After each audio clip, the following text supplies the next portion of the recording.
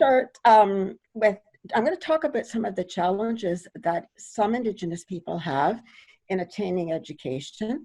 I'll focus on the post-secondary, but you can't really focus on that without knowing about the high school and elementary. So I'm going to go that way a little bit as well.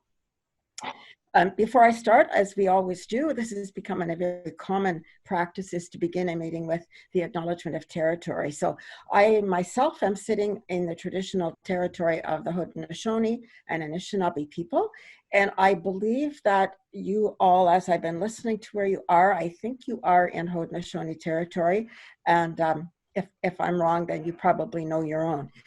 The reason we do this is twofold. It's to remind us that we're all on territory that was once given as a gift from our Creator to the Indigenous people who lived in North America, which they call Turtle Island, for thousands of years, 20,000 years before there was ever anybody else here. So it's just a reminder that we should be grateful, as we are, that the land was taken care of and that we are now those caretakers.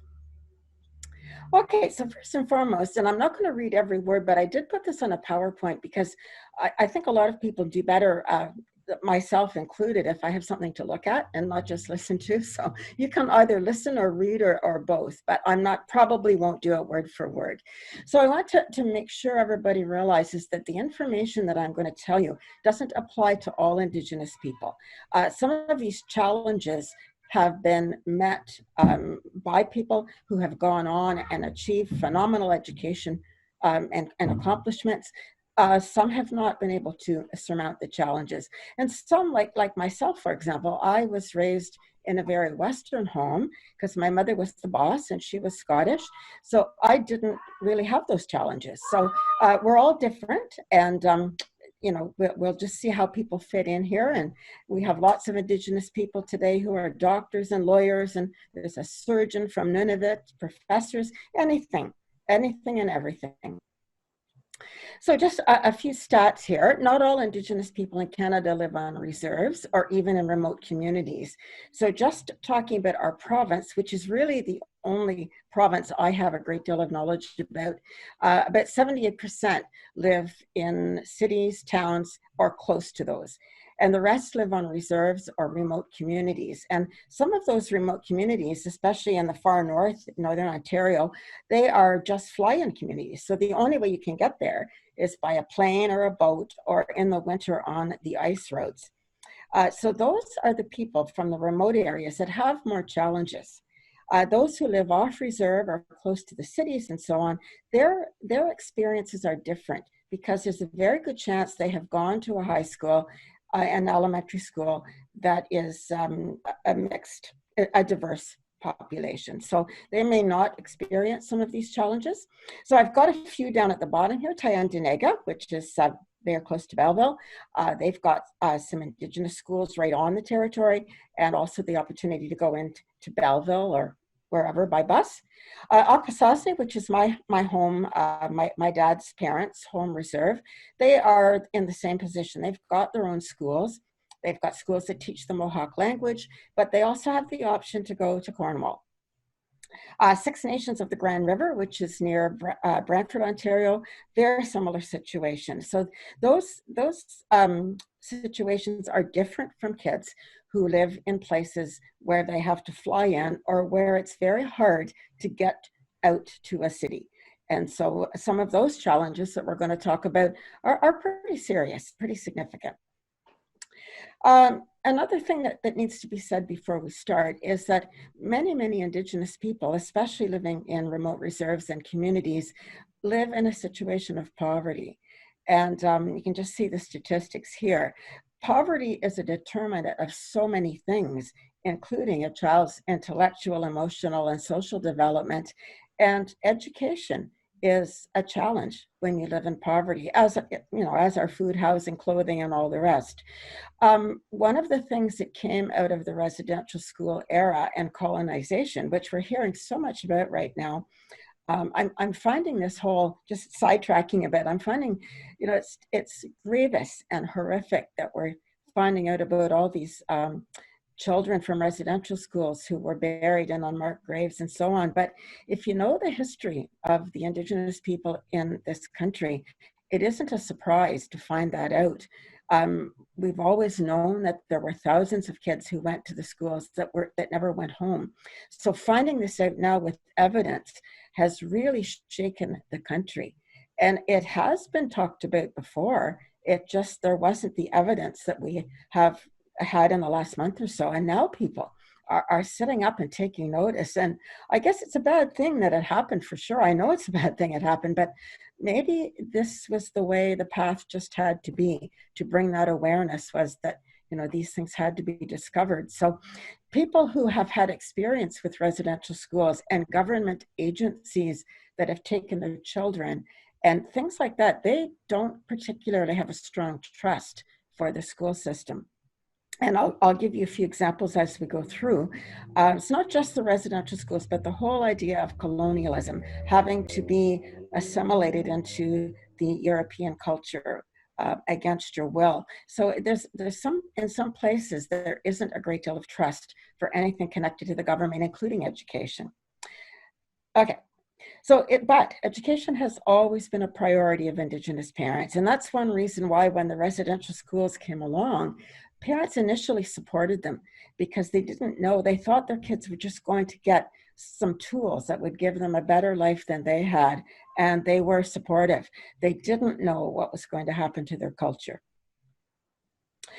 So on reserves have elementary schools for sure, but in the far remote ones, it's very hard to get people who are good teachers to go and teach there. The pay is less than you would get down here, and ideally we would have Indigenous teachers there, and we do have some, but not enough. I'm giving you a quick example here in Fort Albany, Northern Ontario. The principal of the combined elementary and high school is a man who's from the Middle East. Because he was willing to go and teach, he wanted a job. They didn't have anybody, and he went there, and he's having a heck of a time because he doesn't understand the culture. He doesn't have great command of the English language, and the people don't understand him, and it's very hard. So that's a situation that does occur quite frequently. We have teachers who are willing to go in and help out and give their knowledge to the kids, but there are often barriers to receiving that knowledge, which we'll get to in a bit. So non-Indigenous teachers might have a very hard time earning the trust of the parents and the kids, especially if the parents and their parents and so on back have had experiences with residential school. So the teachers may not have a full understanding of the culture and how the reserve works and the politics and the dynamics and the history. So the system, the education journey, can have a few roadblocks for sure. These intergenerational effects of residential schools you cannot downplay them. They're so powerful. Even if a parent themselves did not attend a residential school, if their parents or grandparents did, the results of that attendance are in the family, and they are still being dealt with. So it's something that is not, it is historic in the fact that it happened a while ago, but it's not historic at all in the fact that the repercussions are still very much with us. So sometimes there's a mistrust of the school system.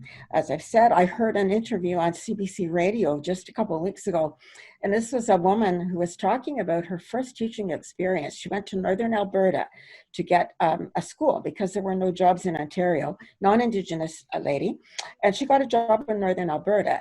And it was great. She loved it. She loved it. And seemingly the kids in her class loved her and everything was great. They had their first open house and none of the parents came. And she was devastated. And she talked to the other teachers who didn't seem too surprised. And they said, yeah, they don't come. They don't care about their kids. And that was just so untrue. So this woman took it upon herself to visit the homes of every kid in her class. And she discovered that indeed they did care a great deal about their kids and their education. They were reluctant to come to the school because they saw it as a government institution. And once she made inroads with the parents that way, things got much better. They were more comfortable. They didn't all come, for sure, but at least there was communication. So that's just one example of how these things can play out. And that story was not from a long, long time ago. It was fairly recent. So attendance, both on and off reserve, can be a problem with Indigenous kids. And of course, if the learning is interrupted because the attendance is poor, it's hard to stay on top of things. For kids to come with already some challenges, if they can be there every day, it's certainly more helpful than not being able to come. But there are lots of reasons why attendance isn't a good thing. It isn't something that occurs all the time. And one of them is that parents might think and that by sending their kids to school, it's the kids' first step away from the community. And they are afraid. They don't want to lose their kids. Indigenous people hold their children. They would hold them forever. And I myself am no exception. I hated when my kids went away to school. It was traumatic. I couldn't even get into the mode that said, this is what they want and this is good for them. All I could think about is they're gone. And, that is a hard thing for an Indigenous parent. So by encouraging their kids to go to school, they know at some place and time that attendance is going to take them into high school and post-secondary and away from home. But there are other things that the kids deal with as well. In some reserves, remembering that I talked about poverty, sometimes there's not enough food. Sometimes the kids haven't had enough sleep because the homes are crowded, overcrowded. Sometimes, they have to look after their little brothers and sisters because their parents are not able to for whatever reason. Sometimes addictions. Sometimes they've had to go away to get food or to work or whatever. It's not always easy to be a kid on a reserve and trying to go to school every day. In off-reserve schools, sometimes Indigenous kids don't see themselves reflected in the school at all. They don't see other people of their culture in the school's population, so they might not feel terribly welcome there. They might not see Indigenous artwork and things that would say, hey, we know who you are, and hello, and come on in. So they might not feel that they really belong. They might not also see too much about Indigenous things, history, and so on in the curriculum. Now, I'm happy to say this is changing. It's changed so much in the last, oh my goodness, my youngest is 29, and just since she graduated in those number of years, things have changed dramatically. Everybody seems to be doing some level of teaching of Indigenous knowledge, at least in our school boards here. Both school boards have an elder. They have knowledge keepers who go into the schools on a regular basis. They have professional development for teachers. They have all kinds of things. Some of the schools do the acknowledgement of territory at the beginning of the day and so on. So it is definitely getting better. However, back to the Indigenous kids, if their peers are skipping school, especially in a remote reserve or community where they don't have anything to compare it to, if their peers are skipping school, it's hard for the others to continue to go. And it is a challenge for sure. It's a challenge to teach and it's a challenge to learn. So funding for education on reserves is lower than it is in the schools that we know in the cities. So the school supplies are not as plentiful and they're not as good.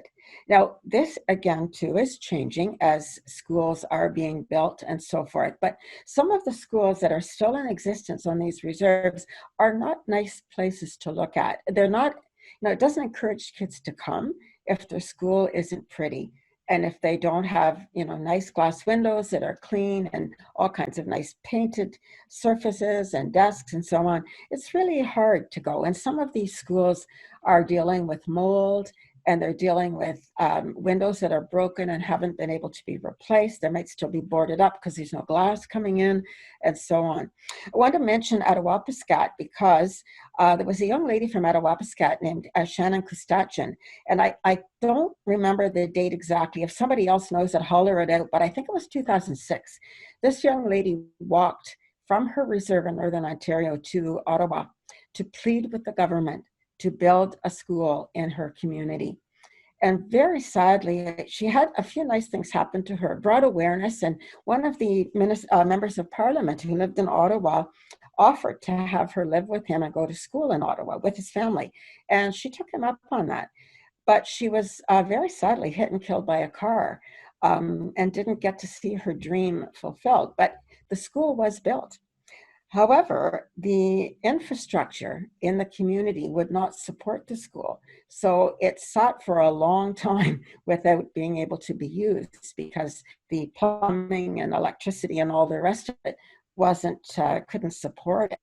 So that has changed again recently. Things have been happening. Fort Frances is a fly-in community in Northern Ontario. I've seen the road signs to this, but I've never actually been there. And they have a beautiful, beautiful K to 12 school, and they bus in kids from other remote communities, and they have state of the art, and it's so nice to see. I have a student at the college, if she's still there when I get back, she may have graduated, but she was telling me about this school and how thrilled they are and how well the kids are doing and how well everybody's doing, because it's a pleasure to go to school. They feed the kids there, actually. So if food at home isn't great, they know they can get food at the school. So that is just what's needed. Six Nations of the Grand River. I just wanted to mention that. This is the one that's near Ashwekan, Ontario, Hamilton area. I have a student from that reserve who was with me for 5 years. Lovely girl, and her name is Gracie. And I don't mind sharing her name because Gracie used to travel with me to give presentations, and she's very open about her situation. And she told me that in 2015, when she graduated from high school, she had 31 kids in her graduating class.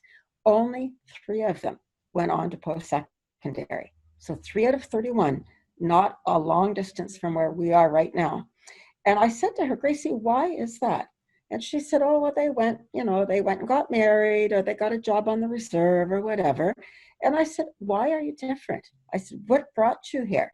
And she said, my mother. She would not even give me the option. She made me go to college. And Grace is now taking a master's degree. So she's not only gone to college, she's gone on to university and now working on her master's. So I'm so happy for her. But, that is not a remote reserve. It's a very, very close to many cities and towns. So, it's not that far away from us that things are just not the way they should be. So kids may be dealing with mental health issues. I'm sure you've heard all kinds of things about suicides in remote communities. Mental health issues are a direct result of the residential school repercussions, living in poverty, living in areas that don't have opportunities, not seeing a future for yourself. And I had a wonderful guest speaker in one of my classes. His name was John Gooby, and he was an OPP officer who was stationed at Grassy Narrows for a while. And he said to me, when the high school kids in Grassy Narrows look out, they don't see what they see on TV. He said on TV, they might see a well-known movie actress or somebody famous, walking along a beach and flinging their hair around and dressed in really nice clothing.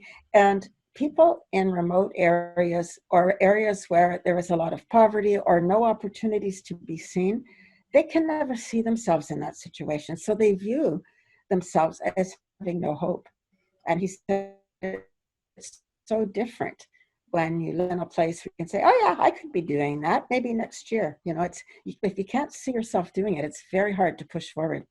So I've mentioned conditions in the homes on the reserves. This can exist off reserve as well, but substance abuse by the parents, lack of nutritious food, in the remote areas and faraway reserves and communities, it's very expensive to ship food.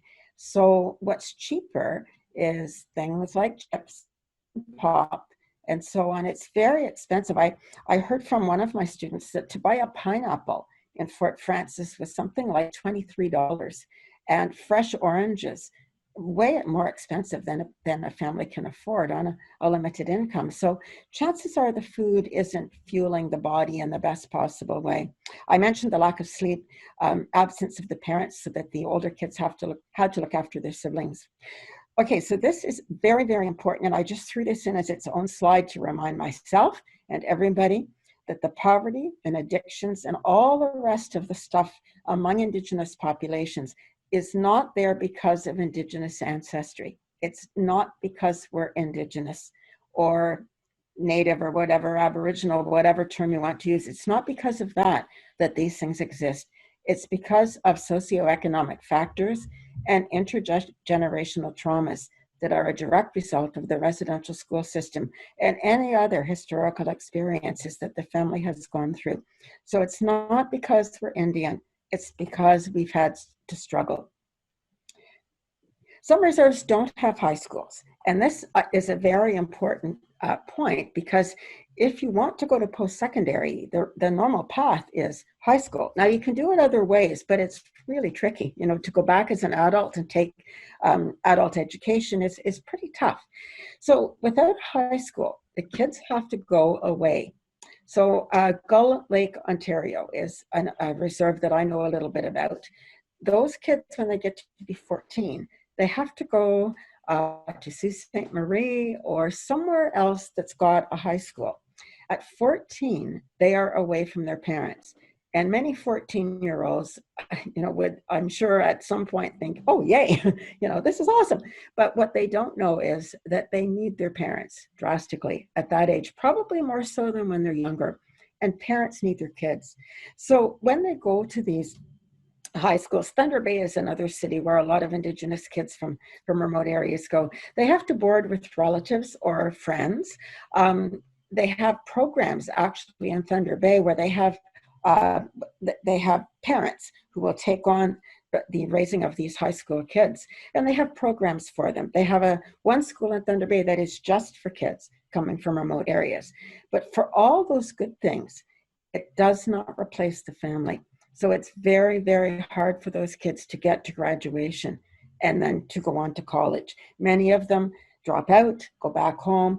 They may go back to high school, but it's a difficult path for a lot of them. And that is still in existence today. That is not any different. I had a young lady in one of my classes last year before the lockdown, and her grandmother was an Indigenous woman who took in kids from other places. So post-secondary, so this is what our focus is. So there is still some shame in some families that has traveled through the generations, a lack of self-confidence, the idea that when I was growing up, and probably others that are listening here maybe, you didn't really in Kingston, Ontario, announce to anybody that you were Indigenous, or in those days we called it Indian, because there was so much negativity. People thought erroneously, I must say, that Indigenous people were always drunk, couldn't hold a job, were lazy, were dirty, and so on. So my parents, we were not allowed to say that our dad was Indigenous. The poor fella, I feel so bad now because we didn't know, we just didn't talk about it. And he never once was able to talk about his ancestry to his kids because he didn't want to plant that in our heads in case we might say something about it. And unfortunately, he died before any of this awakening and resurrection and reconciliation started. So I know he knows it, but it would have been so nice to ask him a few things. But we knew to keep quiet. We just knew it. So fear of judgment and or racism might let some Indigenous students think that they can't go on to post-secondary. They just may not have the confidence in themselves to know that this is possible. And sadly, some of the kids who go away from home are not fully supported by the people back home because they sometimes feel that they're going over to the other side, that they are going onto the side of the colonists. And I have a student from Fort Albany. She was a mature student, actually. She was in her 30s when she came to us, but she said her family did not support her. They said, what's wrong with us? Why do you have to leave us? What's wrong with living in Fort Albany? You had a good job. Well, she wanted more. She wanted some education. So when she went home, she told me she felt shunned because they just didn't support her. They thought that, she had gone to become a white girl. And of course she and she's back on the reserve now working.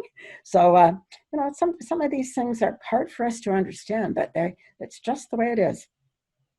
So just to give you a little historical perspective, in years gone by, I can't throw the date out, I think before 1962, if you were a status Indian in Canada, in Ontario, and you wanted to go to post-secondary, you were not allowed to leave your reserve for extended periods of time. So in order to go to post-secondary, you had to give up your status card. And so it's not true anymore, but that many of my students had parents who had to do that. I know one girl whose mom wanted to be a teacher, and she wanted to teach on the reserve, but in her day, she couldn't do it without being away a long time, wasn't allowed to do that, had to give up her status card. Now, happily, she has been able to get it back many years later in 1985 or something like that. Some negative attitudes toward Indigenous people that are communicated through the media can lead students to worry about, will they be welcome in a non-Indigenous school? It used to be, I think this is changing, but Indigenous students would often choose Mohawk College or Seneca or anyone that had an Indigenous word in it. We didn't get too many at St. Lawrence, but right now, last time I was in the job, which was 2 years ago, we had over 300, but we knew that we had many more who were reluctant to self-identify for a number of reasons. They just didn't feel that they wanted to do that.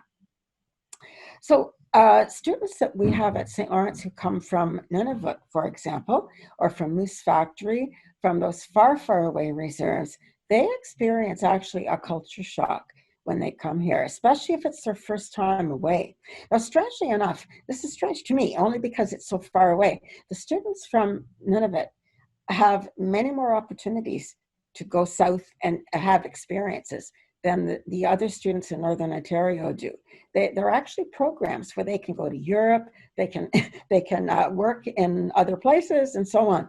But that seems to be quite unique. So they are not as badly off when they come to us as the ones from the other reserves in Northern Ontario, like Moose Factory. And I'll tell you just a little story here about a student that I had, a lovely girl. She's got 3 diplomas now. But when she left Moose Factory, which is a little island, it's Cree in the middle of James Bay, and she had never been off the island.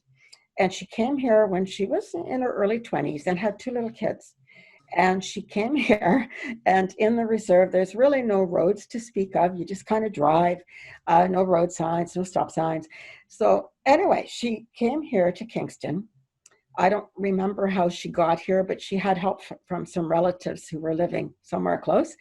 Anyway, this poor little girl gets herself a car, puts her little toddlers in the back of the car, and was driving near Kingston, aiming to hitch up with somebody in Kingston, with one of her female relatives that was going to take them in. She didn't have the kids in car seats or in seatbelts because she didn't know they had to be. She had never been off her reserve, and she's zinging along the highway, probably not, I don't know about the speed limit, I can't really say, but you know, totally unaware.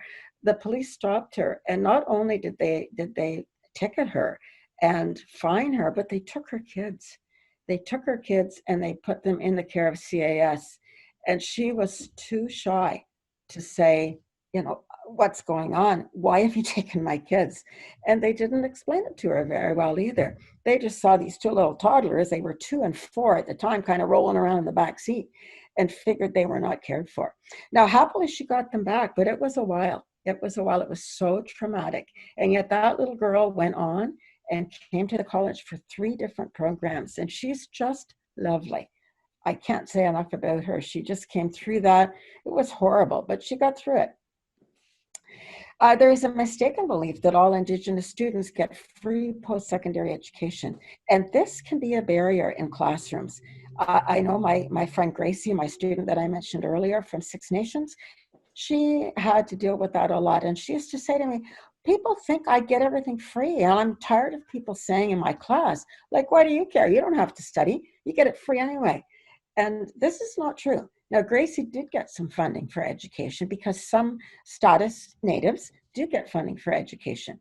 It is not huge. It doesn't cover everything. Most of them have to work or apply for other things like OSAP and so on. But you have to have a status card to get that money. So lots and lots of students do not, and they can't get it. Lots of our reserves around these parts, there's a couple of Algonquin reserves that are what we call non-treaty. So they don't have status and they don't have education money. So their students don't get anything. So there are limits to the money. Each reserve gets an amount. Some reserves operate on a first come, first served basis.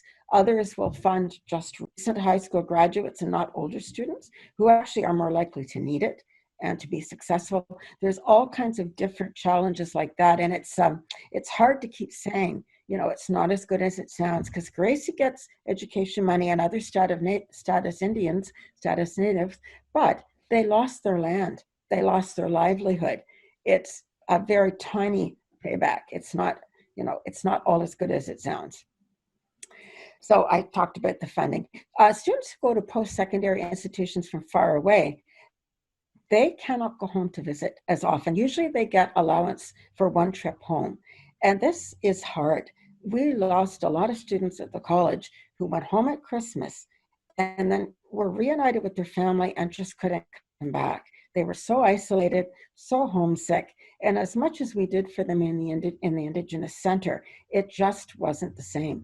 So that has changed now. There's actually very recently some trip funding that you can apply for through OSAP, which is just awesome. Because if you can see your parents now and again, you know, you feel better. And I talked about the bands that don't fund at all. I think I've talked about all this. So lots of post-secondary institutions like St. Lawrence and others, I'm probably pretty safe in saying all, but I'm not absolutely sure. They require only self-identification in order for students to get bursaries and Indigenous funding through the college. However, of course, there are never enough to go around and they don't cover everything. This is an interesting point here. OSAP, which is what our student, I don't know what OSAP actually stands for, Ontario. Anyway, it's funding that students can apply for the Ontario government. The Indigenous kids can apply for it, but some of their parents won't let them apply for it because OSAP is government and the parents don't trust the government. They don't want the government to know stuff about them. So Gracie, back to Gracie, she was not allowed to apply for OSAP. Her parents would have nothing, you know, wanted her to have nothing to do with it. So, sorry.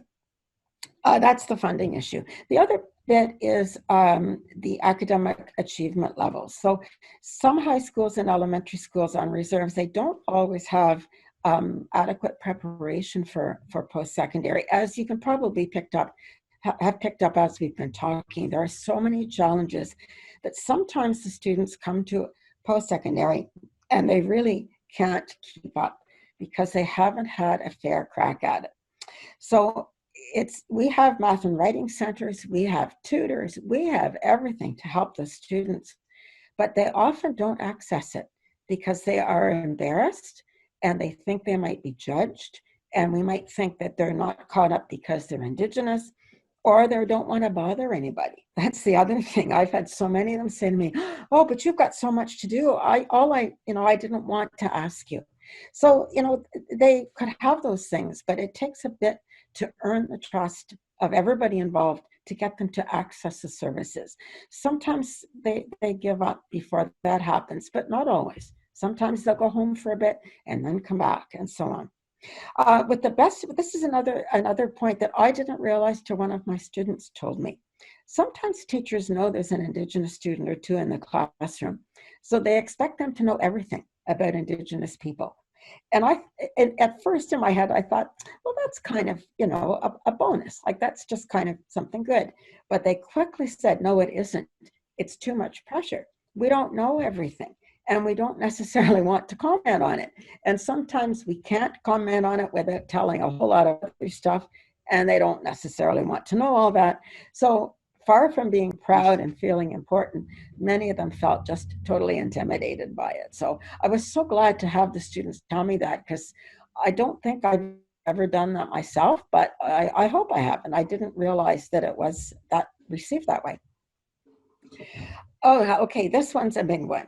So sometimes erroneous information about Indigenous people can be delivered in classrooms. So I will give you a concrete example, and this did not happen a long time ago. In many of our service provider courses, such as Community and Justice, which sends kids off to work in corrections, police foundations, social services worker, there are courses or chapters in the courses about Indigenous people. Very often, the teachers that are teaching that don't really know too much about it. Many of them would have asked for help, would have asked me or my successor to go in and deliver that content, but some of them didn't because they didn't feel they wanted to take the time. So in one of our community and justice classes, there were 2 Indigenous kids. And the teacher said, and God rest his soul, because he died, not because of this, but he did die before he was able to right this wrong. But he said residential schools were a long time ago. You know, they don't matter anymore. And they were talking about why Indigenous people are overrepresented in prison. Again, a direct result of the residential school system. And this teacher said, you know, it doesn't matter. They closed a long time ago. It's not a factor. Well, this one student that was in the class was lived in the community where the last residential school in Saskatchewan closed in 1996, and she was from that reserve. And she left the room in tears, hysterics, came to me sobbing. And by the time I got out of her what was the trouble, she wouldn't go back. And she never went back. She dropped out, went home. And I said to her, let me go with you. Let me talk to the teacher. And she said, no, I don't want to. How could he say that? He doesn't know. And I said, you know, that's it. He doesn't know it. I'm going to make sure he does know. But she said, no, I don't want you talking to him. So in the same class, fortunately, there was another student who was born and raised in Kingston. So she had a little bit different background. And she came to me after and she said, I was there when that happened. And she said, I didn't want to say anything in the classroom because I didn't want to stir things up. But she said, I'm going to go and talk to that teacher. And I said, do you want me to go with you? And she said, nope, thank you very much, but I can do it. And she fixed it. But sadly, the other student would not come back, and she never did come back.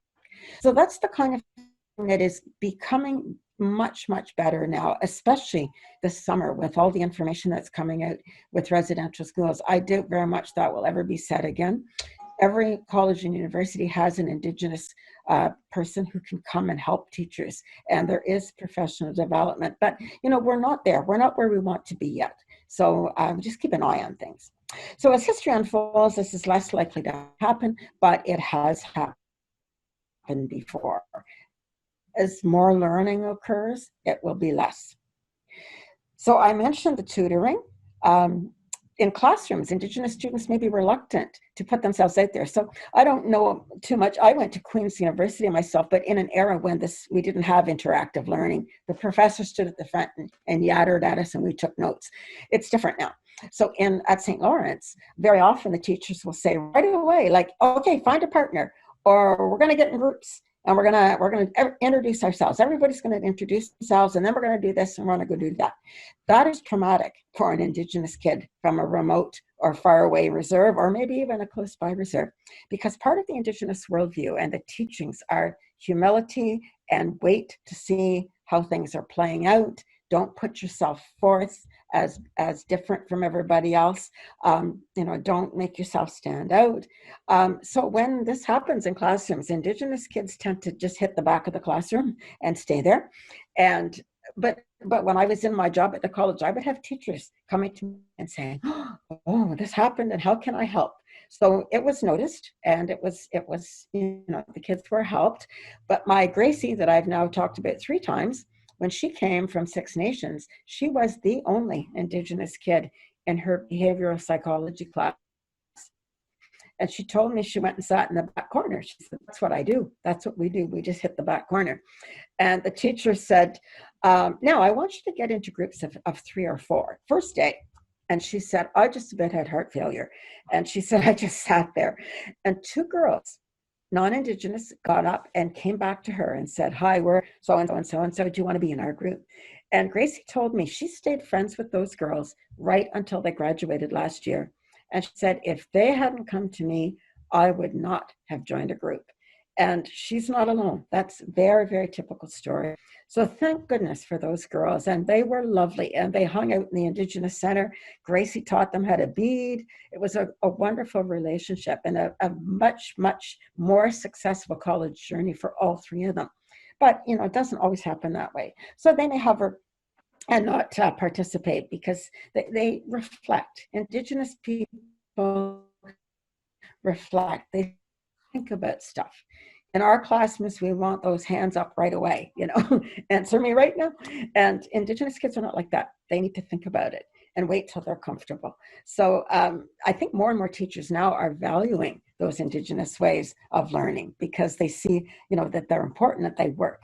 I got to speed this up or we're all going to be starving here. So Indigenous ways of knowing and being that I have mentioned a few of are often at odds with the Western classrooms, and they create big discomfort for kids who have not learned in that way before. So these are, I'll leave you to look at these yourself because I've taken more time than I should have. But the Indigenous ways of knowing and being I mentioned are reflective. They're cooperative. You help each other. And everybody's a teacher. Everybody's a learner.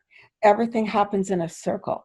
And so we don't have that teacher at the front of the class feeling and looking like more important than the people in the classroom. Indigenous kids, and I do this in my classrooms because I think it's such a better way to do it, is we don't ask kids to memorize or recall. We just give them information and ask them to talk about it and reflect on it and help each other. That's the way to learn it, because you can rattle off dates till you're blue in the face and even events of history. But if you didn't understand why they happened, you don't really know them. So more and more teachers at the college are doing things that way. We've had so many workshops and so on that they're not doing just asking or just delivering the message. They're getting other people in the class to do the teaching as well. So a goal of Indigenous ways of knowing and being is everybody learning and everybody learning from each other. So competition isn't downplayed. This is hard for, competition isn't a big thing, it's downplayed. This is really tough for Indigenous people doing things like presentations and job interviews. I was told when I got my job at the college, because I'm very much like this, I could give an awesome interview for Burkett and say all kinds of wonderful things about her, but I can't do that about myself. I just couldn't do it. And so when I had my interview to get the job as Indigenous coordinator of Indigenous services, the person told me I was the worst interview she ever conducted in her life. And she didn't want to give me the job. And she wasn't Indigenous and she didn't get it. And thankfully, someone else said, oh my gosh, she can do this job. She just isn't good in interviews. And I'm still not. I am still not. And this is something we have to coach these Indigenous kids through all the time because, being the one is just not in our culture. Okay, so I talked about the circle. That's happening a lot in our classrooms. It's hard to get a circle in a big college classroom where there are 53 or 60 people, but we do it.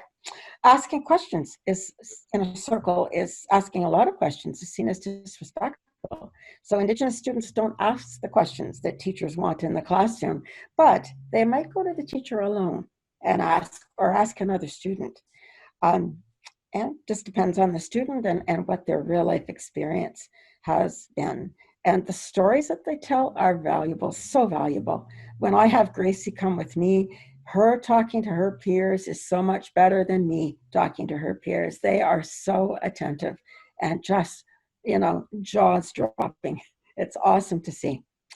Here's another thing. Instead of long-range goals and life plans, lots of Indigenous people, because this is our way, we take life as it comes. Historically, you didn't have to worry about stuff. It was just there. And so sometimes, it's hard to get an Indigenous student to think long-term. It's hard to get me to think long-term. I didn't have a plan. I just did it as it came along. And I totally get that.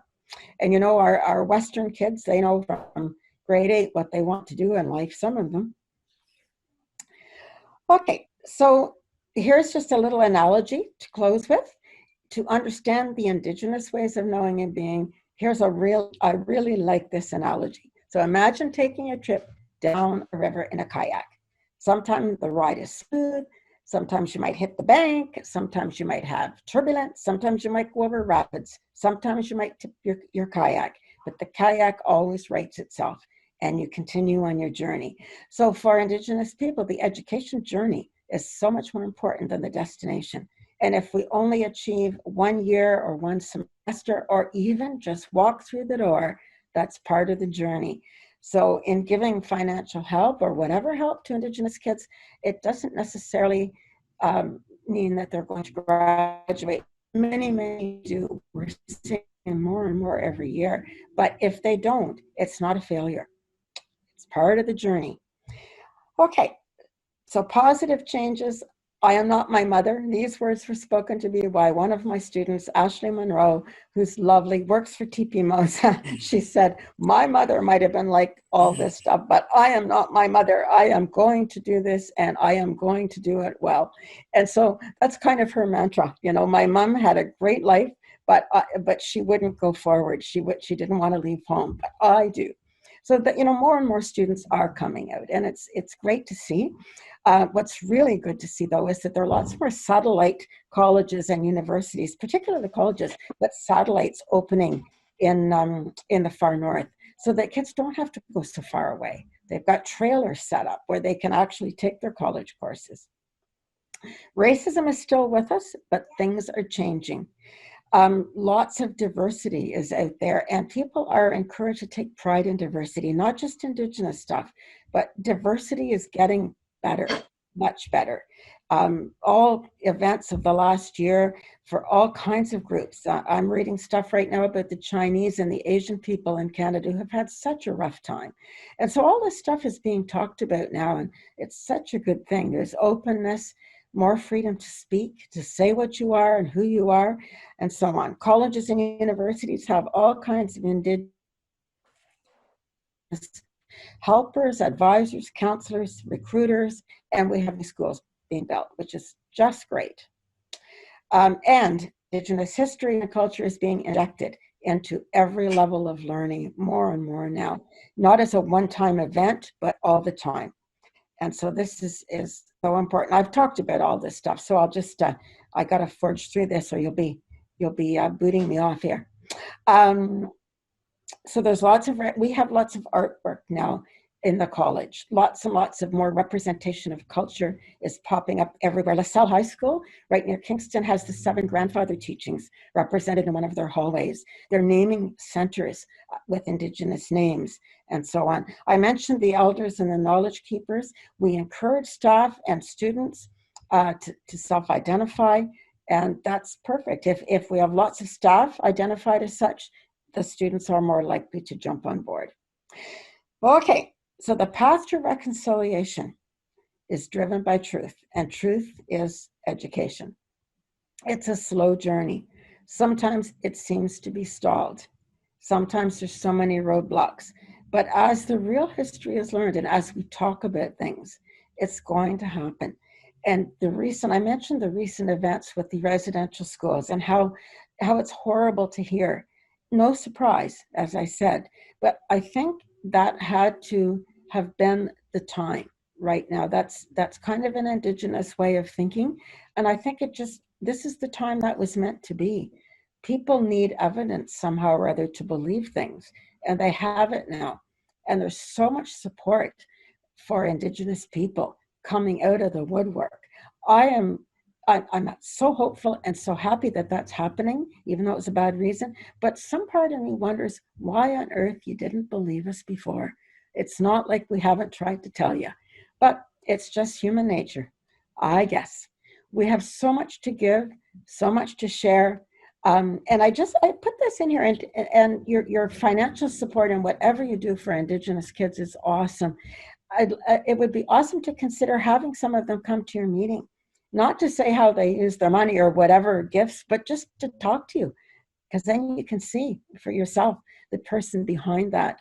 I think they love to talk. They love to tell their story if it's a comfortable place. It'd be so nice to have them. And I'd like to end by saying yawa, or thank you for letting me be here to share this very small part of our story.